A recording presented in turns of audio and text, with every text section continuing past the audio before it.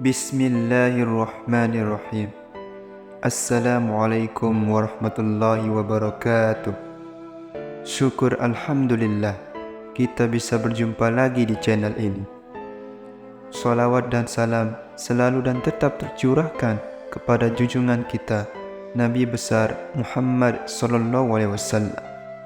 Allahumma salli ala sayyidina Muhammad wa ala ali sayyidina Muhammad. Harapan dan doa saya semoga saudaraku semuanya selalu diberikan kesehatan, dilapangkan rezekinya, diampuni dosa-dosanya, dan dipanjangkan umurnya. Amin ya rabbal alamin. Sahabat beriman yang dirahmati Allah, hati-hati dalam mengerjakan sholat. Ternyata sholat seperti ini dibenci Allah dan Rasulullah. Kebiasaan sholat yang salah seperti ini harus dihilangkan, segera dirubah menjadi sesuai rukun agar tidak dibenci Allah dan Rasulullah. Allah dan Rasulullah sudah mengingatkan melalui dalil dan hadis untuk tidak mengerjakan sholat seperti ini. Dalam 5 rukun Islam, sholat adalah rukun pertama yang wajib dikerjakan meskipun berada pada kondisi yang tidak memungkinkan.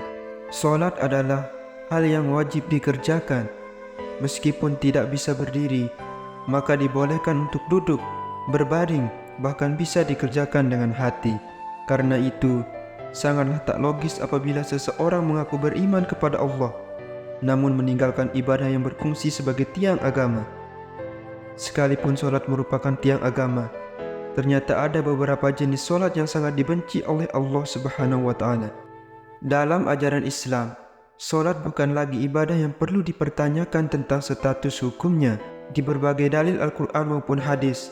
Allah Subhanahu wa Ta'ala serta Rasulullah sallallahu alaihi wasallam telah menetapkan dengan jelas. Sudah ditetapkan mana sholat yang wajib dan sunnah. Namun meski demikian, masih banyak yang menyepelekan sholat. Rasulullah sallallahu alaihi wasallam bersabda, "Inti dari segala perkara adalah agama Islam, dan tiang penopangnya adalah sholat." Hadis riwayat Tirmizi. Meskipun sholat merupakan tiang agama, namun bagi segelintir muslim saat ini, kedudukan tersebut kerap kali dianggap enteng. Alhasil, sholat yang seharusnya mampu mendatangkan pujian dari Allah justru berubah menjadi ibadah yang sangat dibenci Allah dan Rasulnya. Bagaimana tidak, esensi utama dalam sholat adalah mencari ketenangan dan kekhusyukan. Mengerjakan sholat harus dengan ketenangan dan kekhusyukan, atau yang biasa disebut dengan tumakninah. Sholat tanpa tumakninah bisa menghilangkan ruh dari sholat itu sendiri. Parahnya, sholat yang seperti cacing kepanasan atau terburu-buru tanpa menyertai tumakninah sering terjadi di sekitar kita. Ada hadis yang perlu kita ketahui, di mana Rasulullah pernah mengibaratkan orang yang sholat tanpa tumakninah sama dengan kejahatan seperti seorang pencuri. Rasulullah SAW bersabda, "Sejahat-jahat pencuri adalah orang yang mencuri dari sholatnya." Para sahabat bertanya, "Wahai Rasulullah, bagaimana dia mencuri dari sholatnya?" Beliau menjawab, "Orang yang tidak menyempurnakan ruku dan sujudnya." Hadis riwayat Ahmad. Kondisi yang dijelaskan dari hadis ini ternyata berangkat dari pengalaman Rasulullah bersama para sahabat. Hari itu, setelah Rasul selesai sholat berjamaah, tiba-tiba seorang laki-laki masuk ke dalam masjid dan langsung mengerjakan sholat sendirian. Anehnya, ketika sholat, laki-laki itu melakukan gerakan ruku dan sujud tanpa disertai jeda. Melihat hal itu, Rasulullah kemudian berkata di hadapan sahabatnya, "Apakah kalian menyaksikan gerakan sholat laki-laki tersebut?